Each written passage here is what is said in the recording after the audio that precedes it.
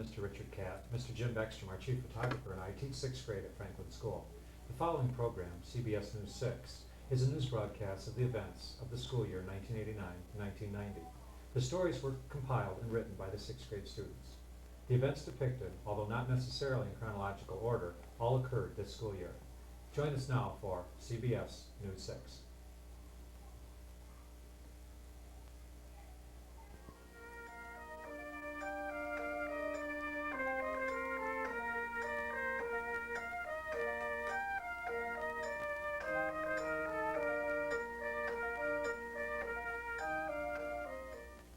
Hello, I'm Chris Smith. And I'm Mike Doral. Tonight we will bring you the news from 1989 to 1990. On July 4th, the Beijing protest started. It is now leading into its 7th day. It started out peacefully, however, that did not last long. For more on the story, we now go to Tiffany.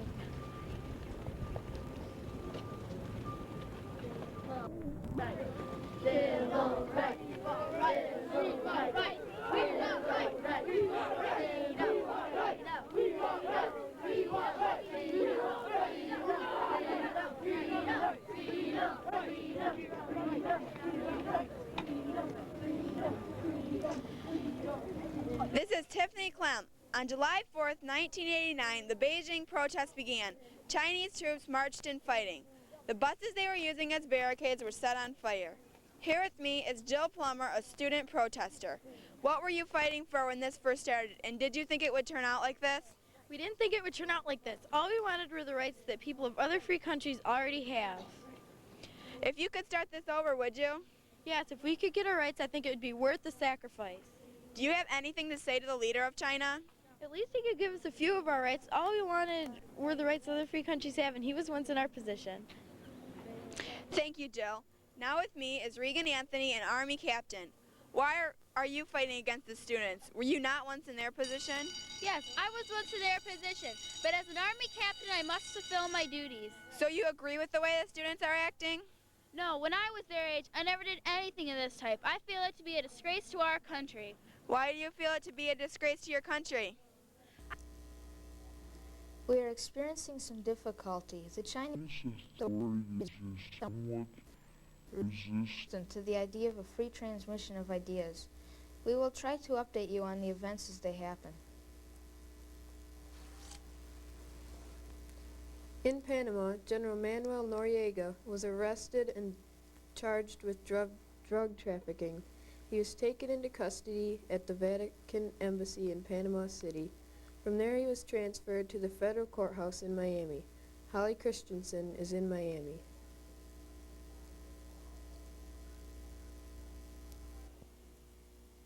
Hello, I'm Holly Christensen from CBS News 6.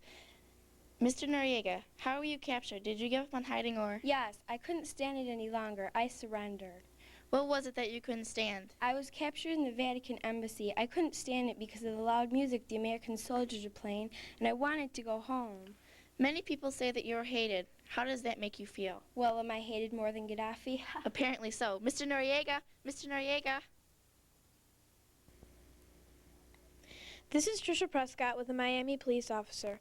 Do you have any idea on how long General Noriega will be on trial? Probably for several months. Will President Bush be on trial? That's one of the biggest questions. However, it's more a matter of politics than of legal procedures. We're not sure if he'll be on trial. How did General Noriega seem to feel when he found out he was going to be replaced by President? I didn't have a chance to find that out.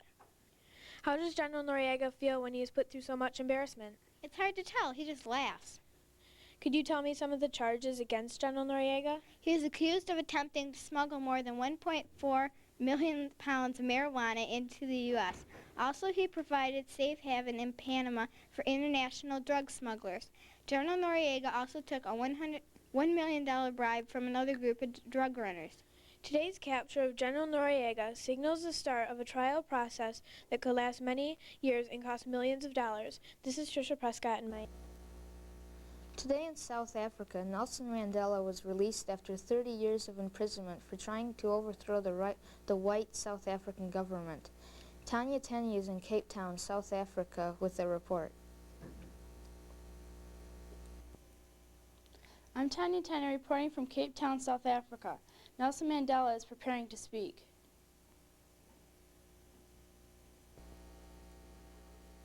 I thank every faction of the Black Power movement individually. I'm a man of integrity, democratically elected at a national Congress.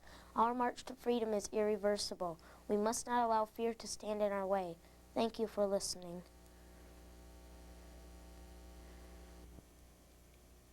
Amy Fortier is standing by with Koos van der Merwe for his opinion.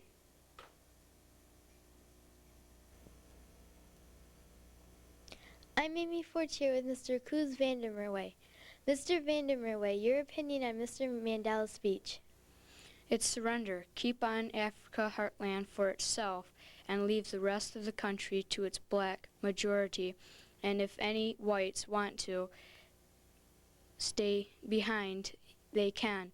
Let them have their so-called non-racial democracy. We are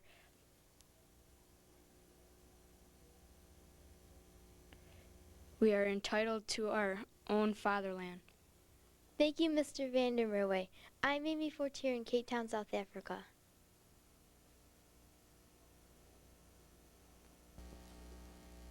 Iranian hostage Robert Pohill was freed on May 1st of this year, nearly after 3 years of captivity. In Alaska, the cleanup of the oil spill from the Exxon Valdez last week continues in Prince William Sound. Reporting from Bly Reef Island is CBS newsman Nick Knable.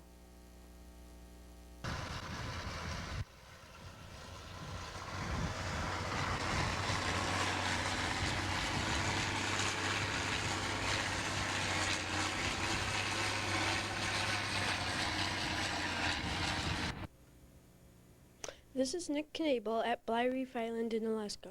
On March 24th, 11 million of gallons of oil was spilled into Prince William Sound when the Exxon Valdez struck a reef.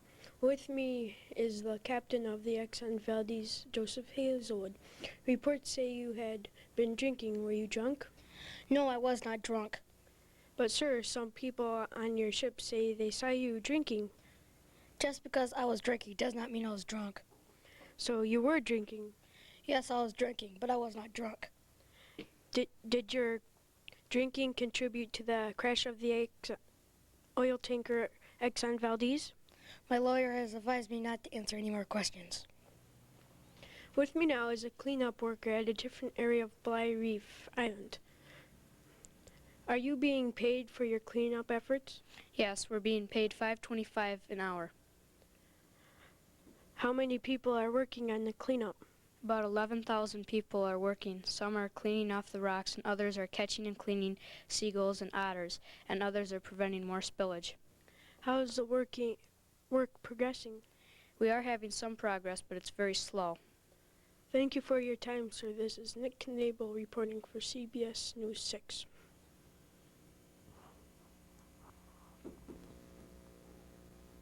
Today in Bucharest, Romania, deposed President Nicolae Ceausescu and his wife Elena were executed after a brief secret trial. The people of Romania have staged violent protests against the Ceausescu government. We take you to Bucharest with Ryan Maston.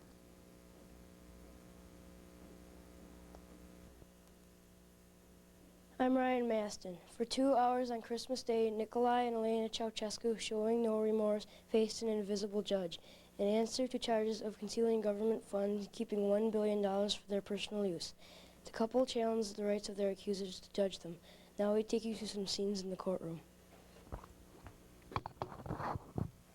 I do not recognize this court. Read the Constitution. We've read the Constitution. We know it better than you do. I will not answer a single question. What possessed you to reduce the people to the state they were in? Why did the people have to starve? This is a lie, and it proves the lack of patriotism in the country. What did you do for the country? I built hospitals. You destroyed the people and their economy. What have you done? I built hospitals. We did not intend to argue with you. Population did everything it needed. Who ordered the shooting of the people? I will not answer a single question. Do not interpret my silence as answers. I will only answer the working class. There are more than 64,000 dead in the cities. This is a provocation. All you did was science. I'm the president of Media Can Science. I'm the first deputy prime minister. Let Ceausescu tell us something about his Swiss bank accounts. Evidence, evidence, evidence. There's not a single account. You're a provocateur. On the basis of the actions of the Ceausescu family, I condemn the two of you to death. I am not a defendant. I am president of Romania and chief executive in the armed forces. I refuse to recognize this court. Rise. No, dear, we will not rise.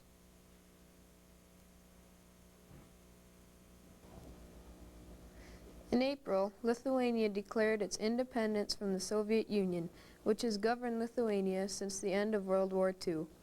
In response, the USSR set up an economic blockade and has severely cut back the energy resources sent there, crippling the Lithuanian economy.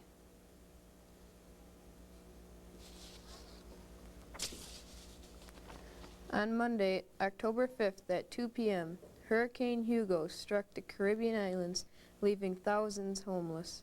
Jason Miney is on the scene to bring you an update.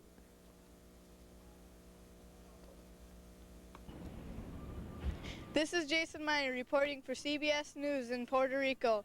As you can see, Hugo has left a terrible wasteland behind. 14 to 18 casualties and at least 80 injured have been reported. This is Keith Hansen, a local islander, nicknamed Caribbean Jack, who was injured in the hurricane. How did you feel when Hugo hit? Well, I was eating dinner when all of a sudden the house began to shake. I saw my window shatter, and I ran to the basement and hid myself in a corner. I heard a loud crash. Something fell on me. That's all I remember. How much damage was done to your house? The roof was ripped off, and the east side of my house was caved in. Where are you living now? I'm living in a tent just outside of my old house. This is Jason Meyer reporting for CBS News 6. Thank you.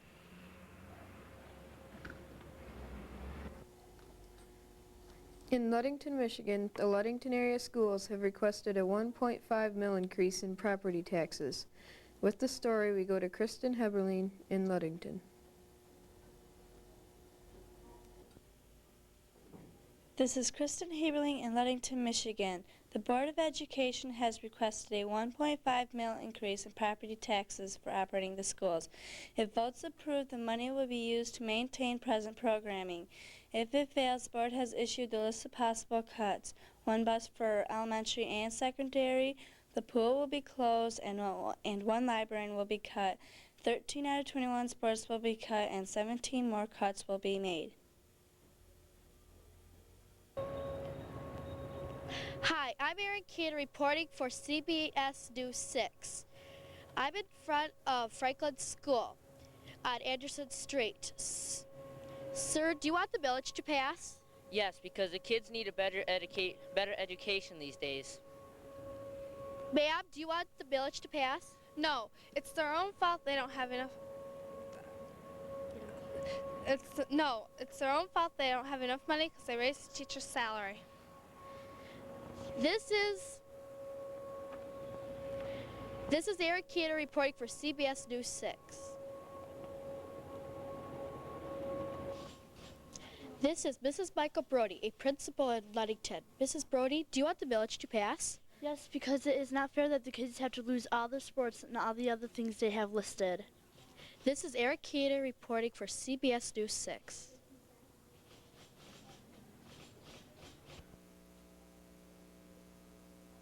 The results of the millage have come in, and the Ludington area schools millage has passed by 71 votes. Today in Nicaragua, the first open election since 1984 was held between Daniel Ortega and Violet Chamorro. I'm Adam Johnson in Managua, Nicaragua, where Daniel Ortega has been defeated by a stunning 55 to 41%. It's the first time in 5 years that Nicaragua has had a new president. With me is Ms. Chamorro. What is the first thing you will do as president? I believe my mission is to heal Nicaragua. I am certain that I can heal Nicaragua's self-inflicted wounds. What will your style be as president? I would like my style to be of my long-distance admirer, Ronald Reagan. Were you surprised the people elected you? No, I think long before the polls closed, the people and I knew what they had done. I was pleased by the margin of victory. The people of Nicaragua have spoken. Any last comments? I would like to be thought of as a Latin Margaret Thatcher. We now go to Travis Lucas with Daniel Ortega.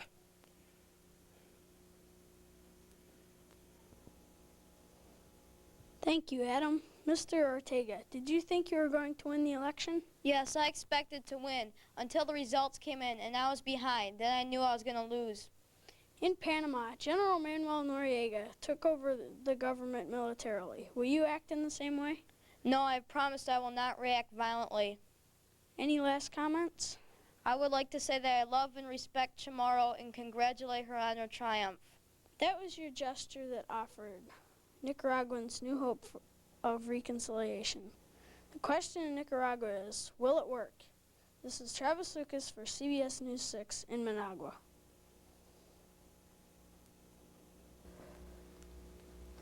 On Tuesday, October 14th at 4 p.m., San Francisco was devastated by an earthquake that measured 6.9 on the Richter scale. Monty Ashton is on the scene.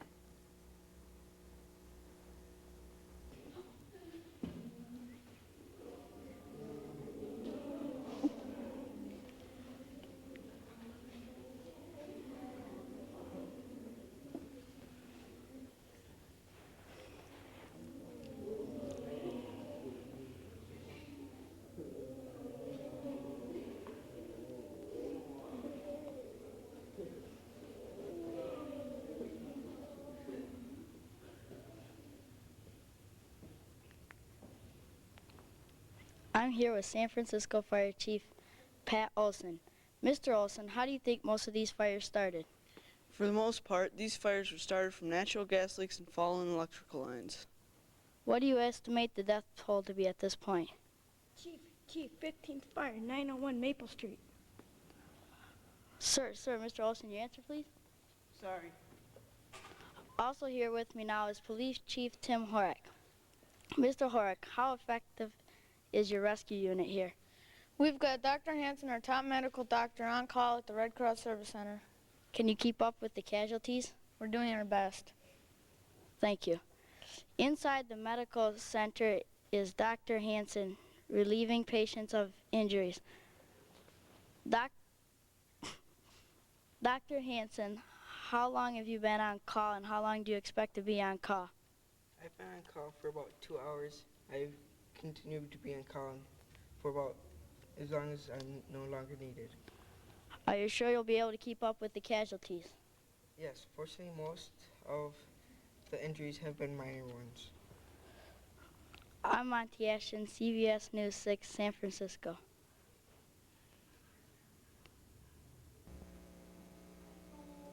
At the Mackinac Bridge on Friday, September 22nd, a car flipped over a guardrail into the water.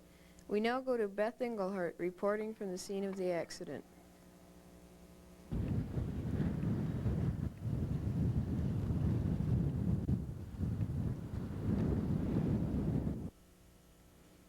Hello, I'm Beth Englehart reporting at St. Ignace, Michigan. Today at approximately 6:40 p.m., a light blue subcompact car skidded up the slippery road, flipped over the 3.5-foot guardrail, and fell 170 feet into the Straits of Mackinac. Here with me are 3 witnesses of the accident. How many people do you believe were in the car? I would say there were 3 people in the car. I completely disagree. I'm almost certain there was only 1 person in the car. I also think there was 1 person. As you can see, there is some confusion as to how many people were in the car. We now go back to Tanya Leslie. She is with the mother of Leslie Pura, the girl that was thought to be in the car that went off the bridge. Hello, I'm Tanya Leslie from CBS News 6, reporting in Royal Oak, Michigan. Here with me is Leslie Pleur's mother. Mrs. Pleur, when did Leslie leave for the UP?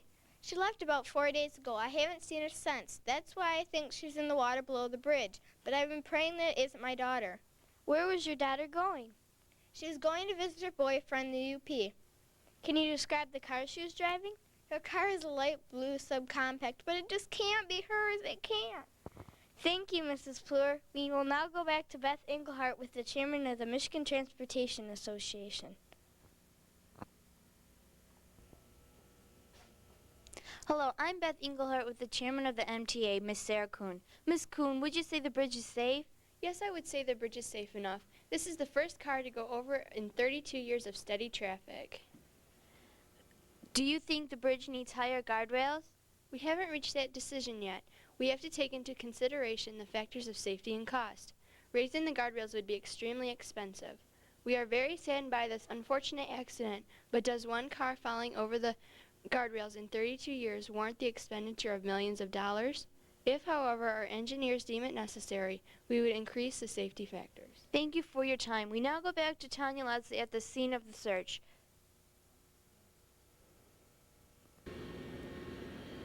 This is Tanya Leslie. After several hours of hard work, divers has just discovered the car and its occupant. The driver was a woman and she was believed to be Leslie Plur, but an autopsy will be performed to be certain. This is Tanya Leslie from St. Ignace, Michigan. We have just received word that the victim has been identified as Leslie Plur of Royal Oak. Mike? Today, after 29 years, Germany is tearing down the Berlin Wall. In 1961, the Soviet Union built the wall to separate East and West Berlin. Kirk Sternberg is in East Berlin.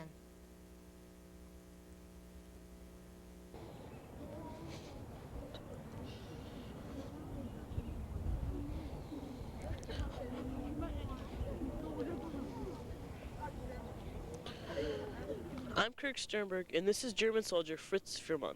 He is supervising the destruction of the wall. How do you feel about the wall being destroyed? I think it's great. However, it'll be tough getting used to the changes. What kind of changes? The currency might be greatly reduced. The West German currency is worth a lot more than the East German currency. Some people think United Germany may start another war. No, I don't think that will happen. We have enough problems of our own. Thank you. Now I will interview an East German citizen, Hans Masman. How do you feel about the wall coming down? I'm so excited I'll be able to see my friends and family for the first time in 29 years. Are you going to move to West Berlin? No, I will visit in Malik for work, but I will never move. This is my home. Thank you. This is Kirk Sternberg for CBS News 6.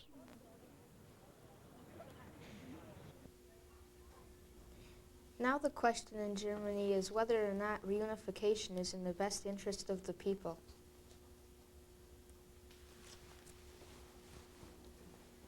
The drug war has become a big issue over the past 3 months. The President of the United States will make a speech concerning the national drug policy toward Colombia. It will be on all 4 major networks, ABC, NBC, CBS, and CNN. We now go to Misty Kenny and Stephanie Harrington.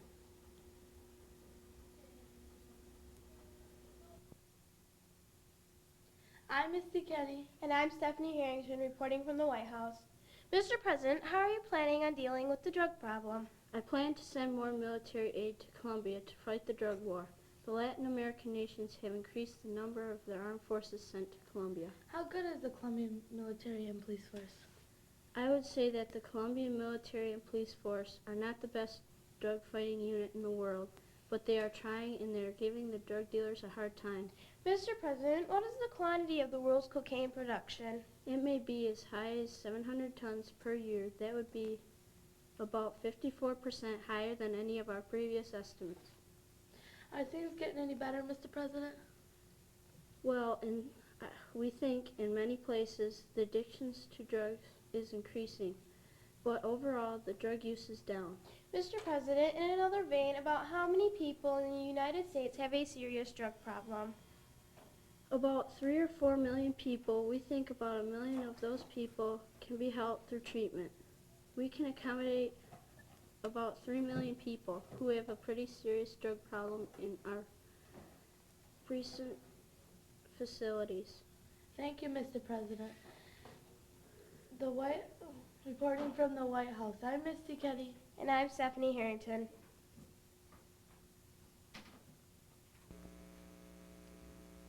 Skeptics say that unless the president supports the tax increases that will be necessary to fight this war, the drug dealers are going to win.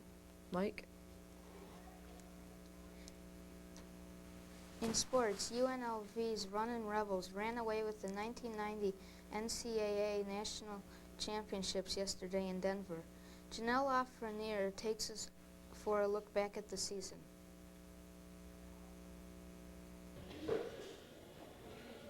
Hello, I'm Janelle Lafreniere. On December 9th, in a game against UC Santa Barbara, Loyola Marymount's Hank Gathers collapsed. He was diagnosed with having an irregular heartbeat. We go to Megan Kirker with cardiologist Mason Weiss. I'm Megan Kirker with Dr. Mason Weiss, a cardiologist. Dr. Weiss, was Hank Gathers cleared to play? His condition was closely checked and he was cleared as far as we know. It was safe for him to play. He was taking his medicine. Thank you, Dr. Weiss. On March 4th, as a shot came up from the left, Gathers on the right of the basket leapt up and alley-oop slam dunk. Seconds later, he collapsed near mid-court. After doctors failed to find a heartbeat, he was taken outside. At 6:55 p.m., an hour and 41 minutes after his dunk, Gathers was pronounced dead. LMU had thoughts about not going into the championship, but they did. Their first game was against New Mexico State, who was seeded 6th. Bo Kimbo scored 45 points and made 18 rebounds. He played the entire second half with 4 fouls. Loyola Marymount won 111-92. In the meantime, number 1 seeded UNLV beat number 16 Arkansas Little Rock 102-72. In the second round, LMU played defending champion Michigan. Loyola crushed them 149-115. Number 1 Connecticut was beat by number 3 Duke 79-78 in East Rutherford, New Jersey. In Oakland, California, UNLV beat Loyola Marymount 131-101. The first game of the Final Four was UNLV against Georgia Tech. Georgia Tech lost 90-81. The second game ended Duke 97, Arkansas 83. The final game of the championship was the Roanoke Rebels against the Blue Devils. UNLV led during the whole game. Anderson Hunt scored 29 points and Nevada Las Vegas won 103-73.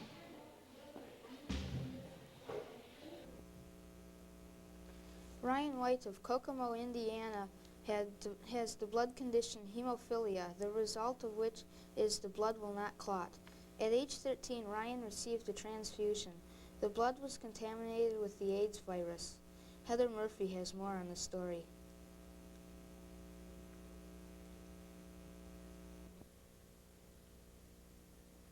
Hello, this is Heather Murphy in Kokomo, Indiana, the hometown of Ryan White.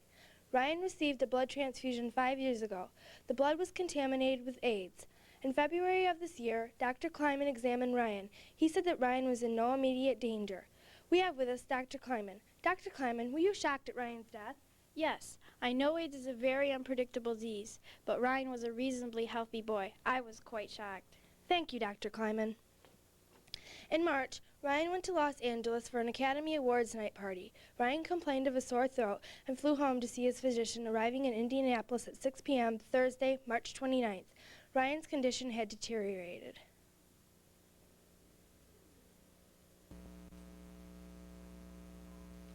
Ryan White died at 7:11 a.m. Palm Sunday, April 8, 1990 of heart failure. Danielle Nelson is at the funeral in Kokomo.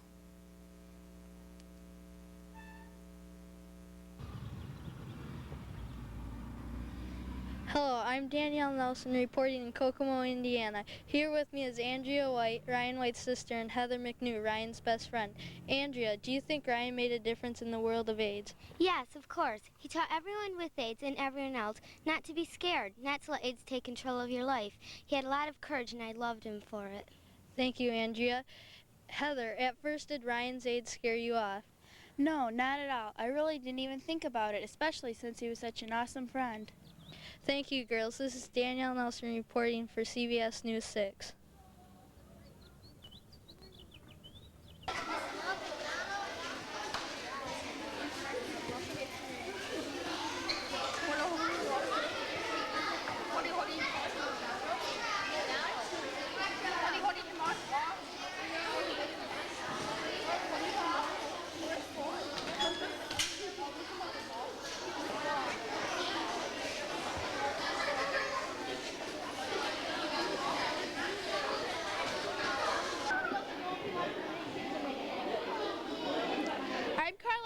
Franco reporting for CBS News 6 live in Moscow.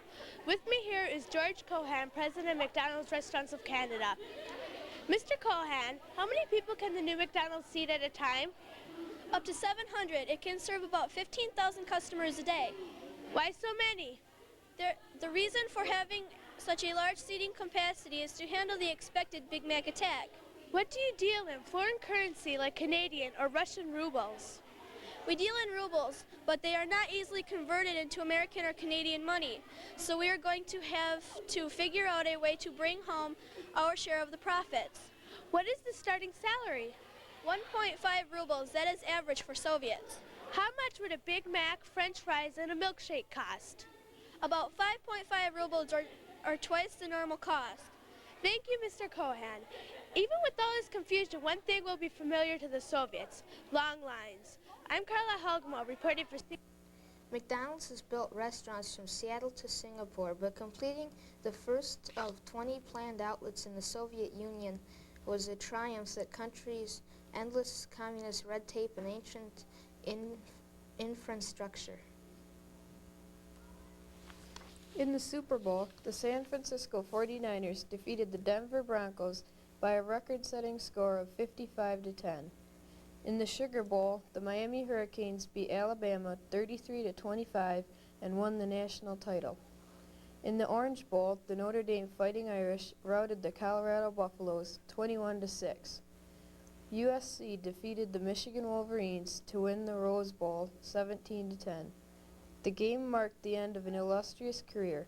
After 21 years of coaching at Michigan, Bo Schembechler retired as head football coach of the Wolverines. The 20th anniversary of Earth Day was observed on April 22nd, celebrating the Earth and encouraging conservation, recycling, and wise use of our natural resources.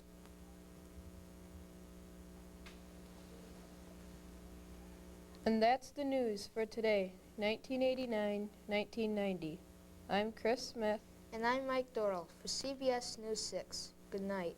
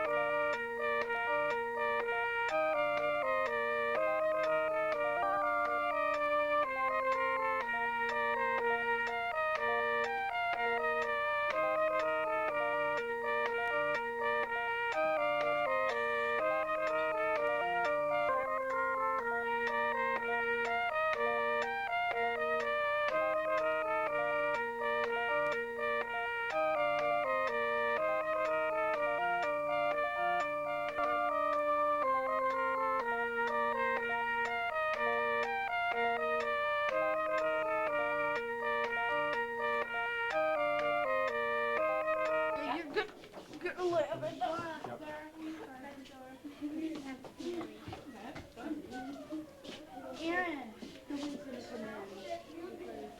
This looks like cold. There was one you missed. Yeah. It's supposed to be. I know. I got it. Those letters are hard to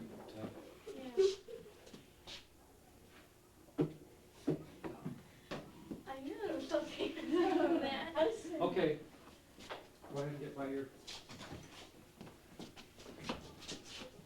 No. Get away from it.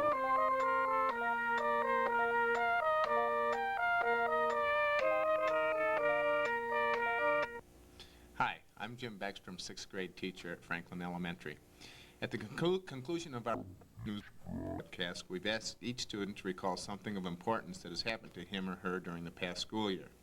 We also ask that they make a prediction as to what they would be doing in 1996.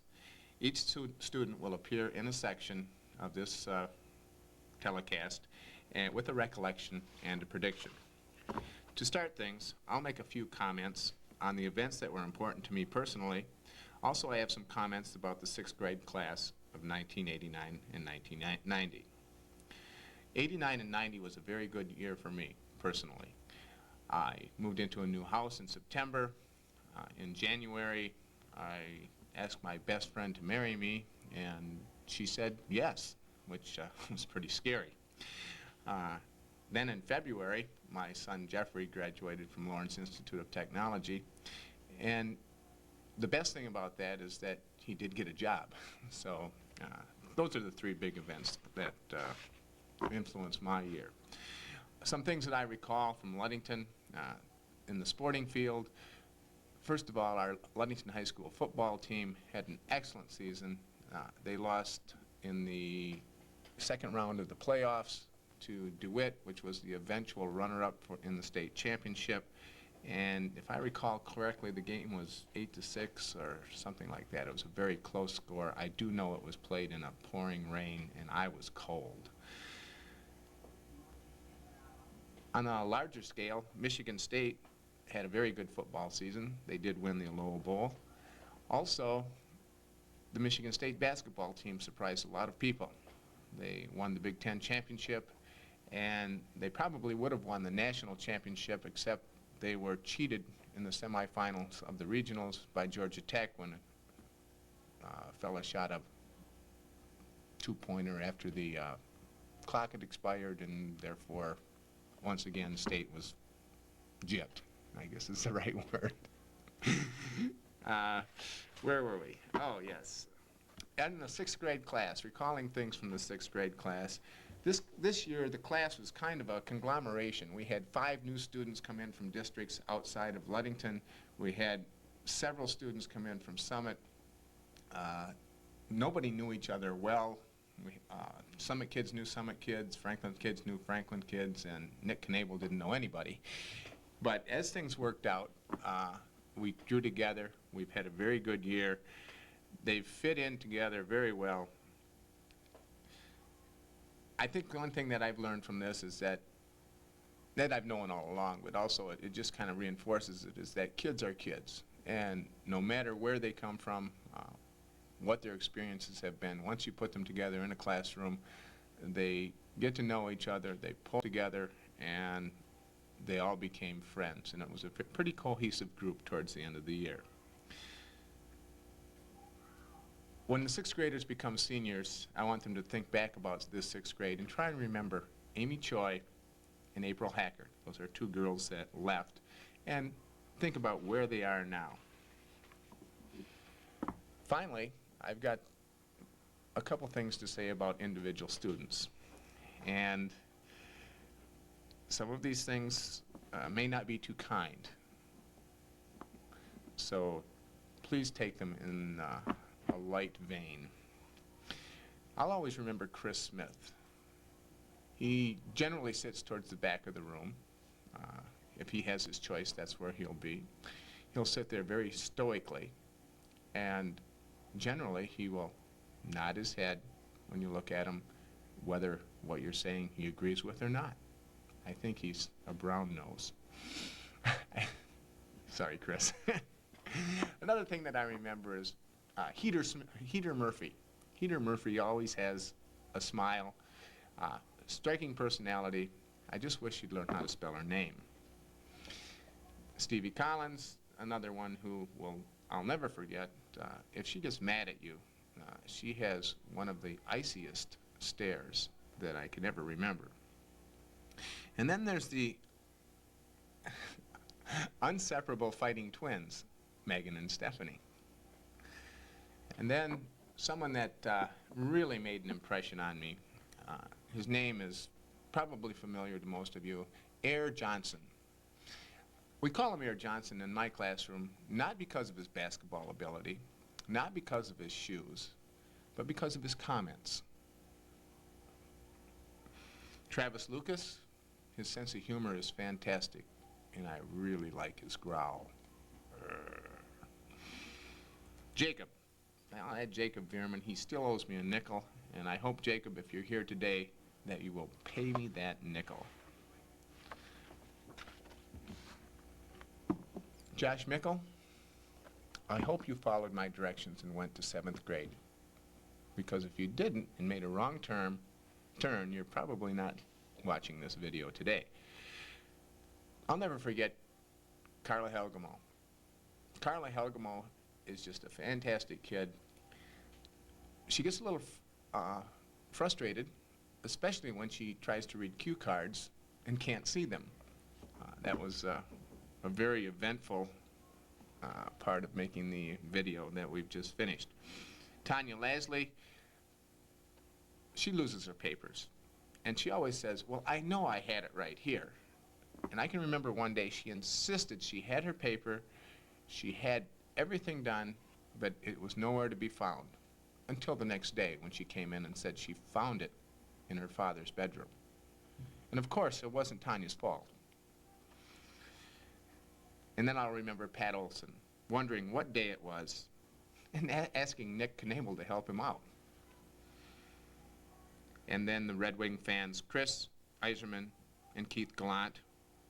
And there's just too many things to mention that have gone on this year. It's been a fantastic year, and I'll never forget the class of 89, 90. Okay, a prediction for myself. I think in 6 years, I'll be happily teaching 6th grade. Hopefully, I'll be spoiling my grandchildren and then sending them home to their parents, because paybacks are fair. And the last thing is a prediction for myself. I think that in 6 years, I'll be playing power forward for the Detroit Pistons and helping them win their 8th consecutive NBA title. Thank you.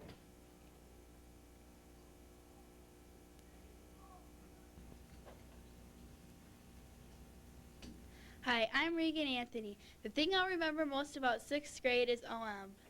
6 years from now, I predict that man-made ozone will be able to float, and that we will have good recycling centers, and that Joe Plummer will have lost our cue cards from the news teams.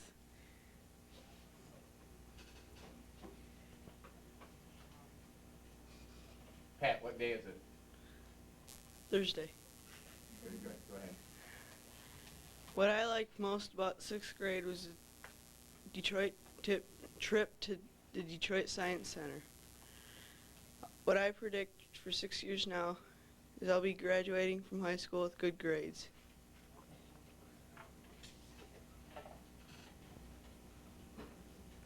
My name is Pat Olson.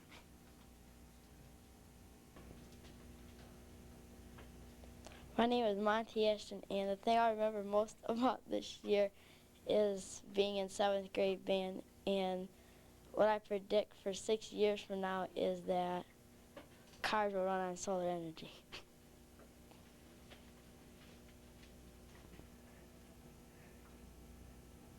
My name is Megan Kirker, and the thing I'll remember most about this year is the Detroit trip. And what I predict that 6 years from now, Ludington will have its own university.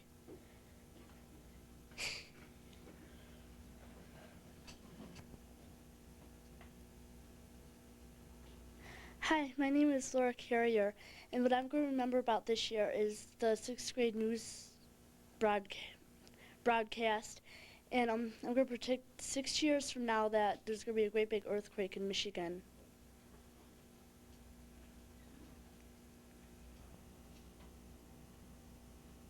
Hi, I'm Brian Carrier. I'll remember this year because we moved into our new house, and I predicted 6 years that I'll be going into the Air Force.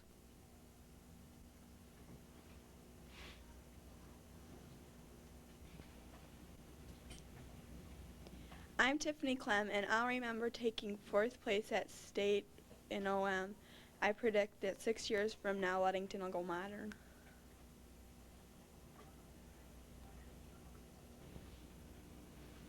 I'm Danny Nelson. The thing I'll remember most about 6th grade is going to a new school. In 6 years from now, I predict I'll be getting ready to go to college at CMU.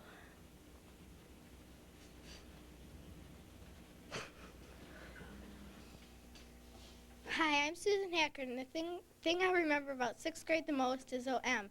In 6 years, I'll predict that Ludington will be a more productive city.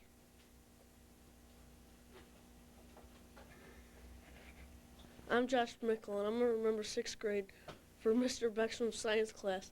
And I think in 6 years we're going to die of toxic poisoning.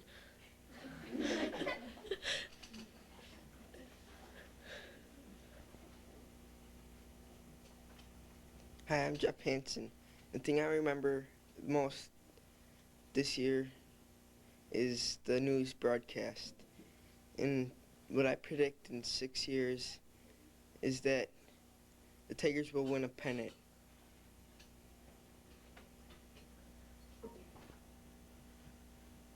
I'm John L. Lafreniere.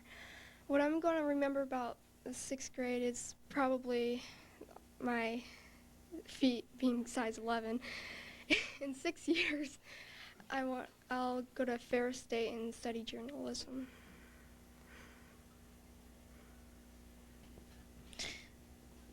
In 6th grade, I'll remember the Detroit trip.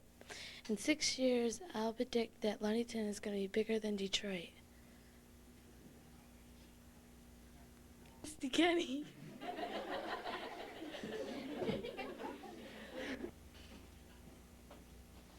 My name is Aaron Cater. And the thing I'm going to remember the most this year is when my grandfather died and the trip to Detroit Science Center. I predict in 6 years that I will be going to college studying nursing.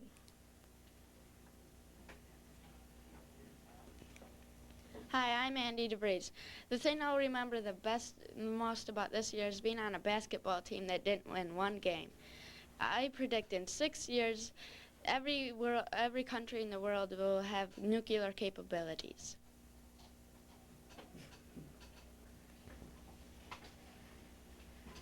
My name is Jason Uziak. The one thing that I'll remember from 6th grade forever is when our whole class went on the Detroit trip. And I predict in 6 years after I graduate that I'll be on a minor league baseball team playing first base.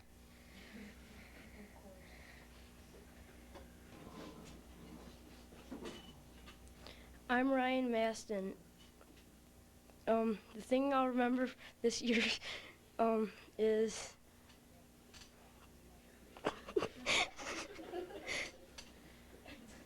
I forgot. Hi, I'm Ryan Maston.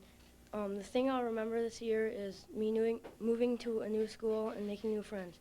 What I predict in 6 years is that many restaurants will be using biodegradable styrofoam boxes.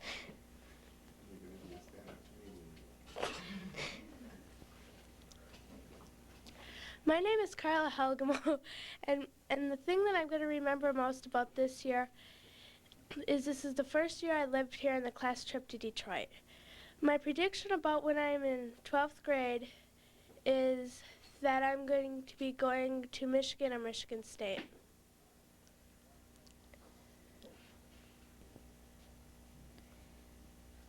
Hi, I'm Mike Dorrell. The thing I'll remember most about 6th grade is being on an under 12 team in soccer, except playing under 14.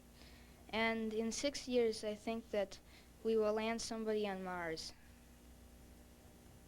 on Mars. thing I remember most about 6th grade is Mr. Beckstrom's bad jokes, and I would predict that Ludington will win a state championship in sports. Do you remember your name? Yeah, Aaron Johnson.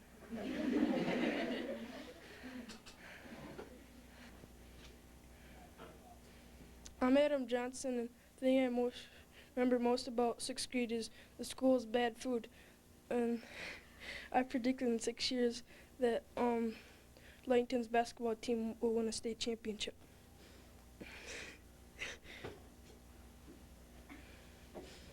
Davis and Hi, I'm Stephanie Davis, and the thing I remember most about 6th grade is the Detroit trip. I predict in 6 years that Ludington will be the most well-known town in Michigan.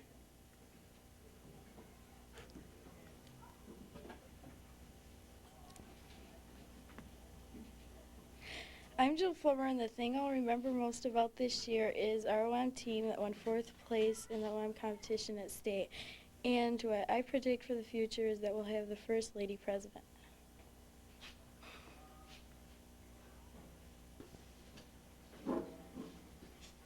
I'm Tanya Lasley. The thing I remember most about this year is changing schools. In 6 years, I predict that I'll be a billionaire. Deltor. Hi, I'm Matt Deltor. The thing I'll remember most about 6th grade is coming first in football. I predict in 6 years that Ludington will have the biggest mall in the world.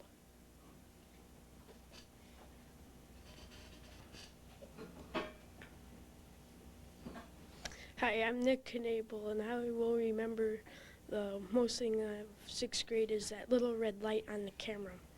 And I will predict that in 6 years that I'll be in college for 2 years, 4 years maybe.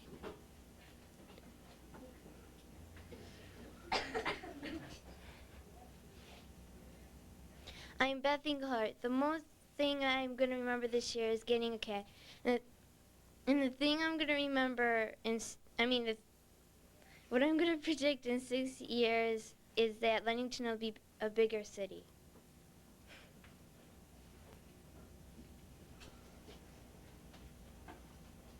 My name is Stevie Collins, and the thing I remember most about 6th grade is going to Florida with Jay Peterson over spring break. I predict in 6 years that Ludington will have as good a recycling program as Seattle. I will be on my way to Paris for the summer before I start college at Duke University.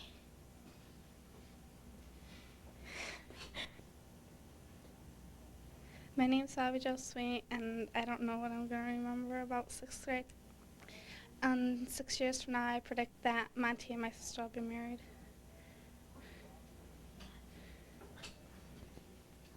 That's not me, that's a different guy. Hello, I'm Brian Rose. I will probably remember from 6th grade that this is my last year here. Within the next 6 years, I plan to study architecture at Naples High School and attend the University of Miami.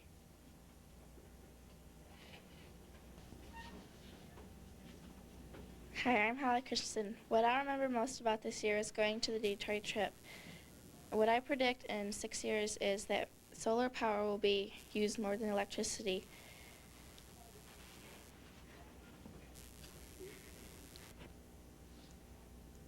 Hi, I'm Heather Murphy, and the thing I remember most about this year is moving to a new school and making new friends.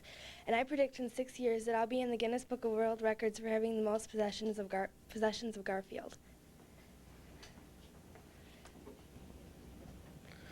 I'm Kirk Sternberg, and in 6 years, the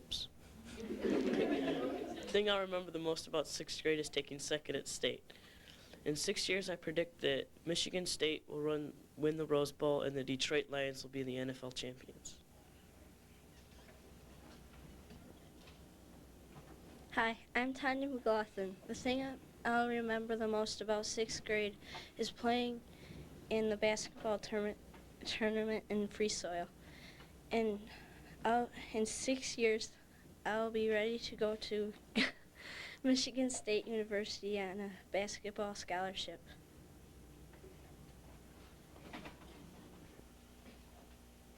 Hello, my name is Roseanne Lamson. The thing I remember most about 6th grade is going to New York City. In 6 years, I predict that Ludington will be as big as Chicago.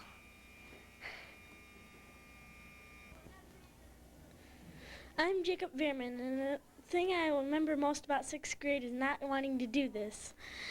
In the 6 years, I predict that Ludington will be the biggest city in Michigan.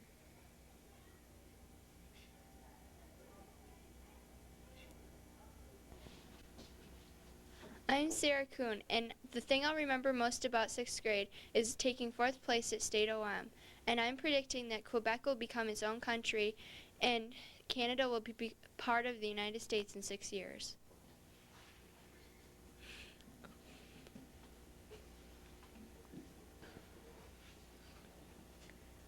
Hi, I'm Chris Smith. The thing I'll remember most about this year is having to make this speech.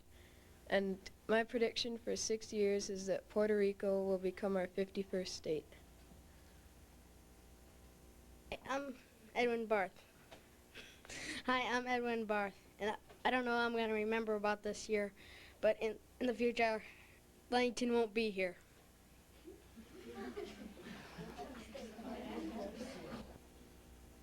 I'm Travis Lucas. The thing I remember this year is moving to a different school. I predict in 6 years I will be going to college and they will find a new solar system.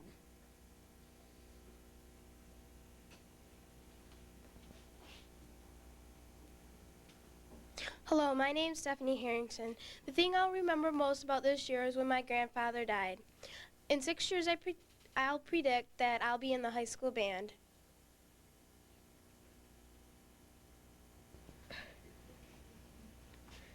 Hi, I'm Jason Miney. The most thing I'll remember about this year is Keith getting a real pair of Nike Air. And I predict in 6 years that men will be able to have babies.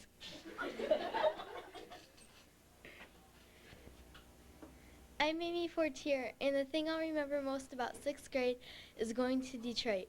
I predict in 6 years there will be no holes in the ozone layer.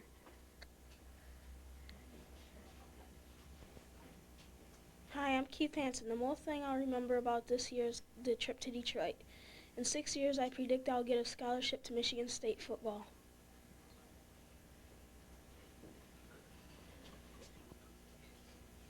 I'm Sam Madisman, and the thing I'll remember most about the 6th grade is what Jason Miney said.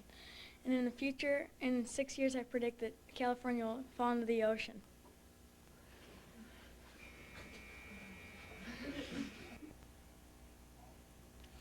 I'm Troy Cutter, and what I'll remember most about 6th grade is going to South Carolina.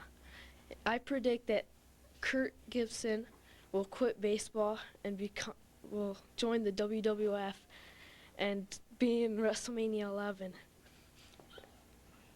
That's all. I'm Brad Winkle.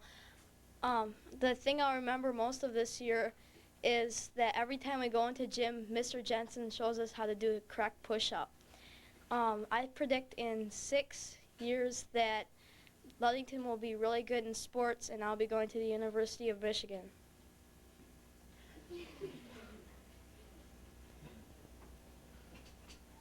Hi, I'm Jonathan McCormick. The thing I'll remember most about this year is going down to Florida and getting all the gear for snorkeling. And I'll predict that in 6 years I'll be going to Florida again and have all the scuba gear that I'll need.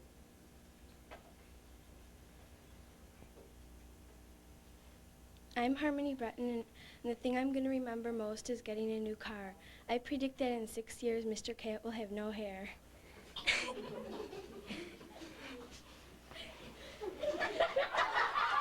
Hello again. I hope you enjoyed our program. As to this microphone, I feel like I got to sing. They used to tell me I was building a dream. Well, on a personal note, I'll remember this year as the year my wife did her student teaching in Muskegon Reese Puffer all fall. In the spring, she graduated from CMU after 3 years of taking and commuting to classes every day. I was honored this year myself by being selected as an alternate basketball official in the state finals of the girls' high school basketball tournament. I'll remember popular TV shows too. Cosby, Roseanne, Cheers, and The Wonder Years. Books we read in class this year: Don't Hurt Laurie, Roll of Thunder, Hear My Cry, and together we read the play Oliver Twist. Some of the popular movies I'll remember from this year are Honey, I Shrunk the Kids, Turner and Hooch, and Teenage Mutant Ninja Turtles. As for school, how will I remember this year? I'll remember our trip sponsored by Dow Chemical to Detroit and one of us getting locked in the bathroom. I'll remember twin brothers who threw paint on each other's coats. I'll remember that so many of you moved to Franklin from other schools. Yes, at first it was trying, but I'm glad we've made such good friendships. I'll remember a book report from the 1860s, and right in the middle, the telephone rang. I'll remember an OM team every day trying to leave early for lunch. And I'll remember Monday pizza, Tuesday burritos, Wednesday hamburgers, hot dogs, Thursday tacos, Friday pizza and fish. My predictions. In 6 years, I predict Ludington elementary schools will be divided into grade level buildings. We will have a president from the Democratic Party. I predict my older daughter Sarah will be attending Notre Dame University. And I predict my younger daughter Rachel will be in Ludington High School and very involved in sports, music, and drama. I predict and hope that Mrs. Catt is also teaching. And finally, I'm Tanya Tenney, and I'll remember the class trip to Detroit and I will predict that I'll have A's and B's in 12th grade.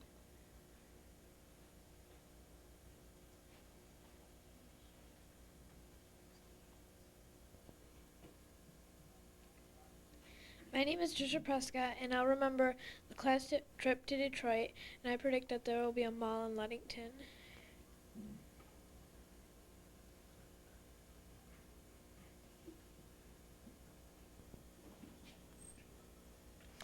My name is Tim Hork, and I'll remember the Dow trip to Detroit.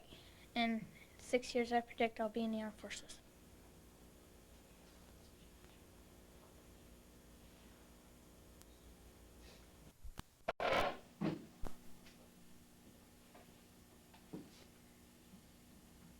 I'm Kristen Hebling, and I'm going to remember from 6th grade is becoming a big sister to a baby boy. And what I'm going to predict in 6 years, I'll be helping my brother with his homework.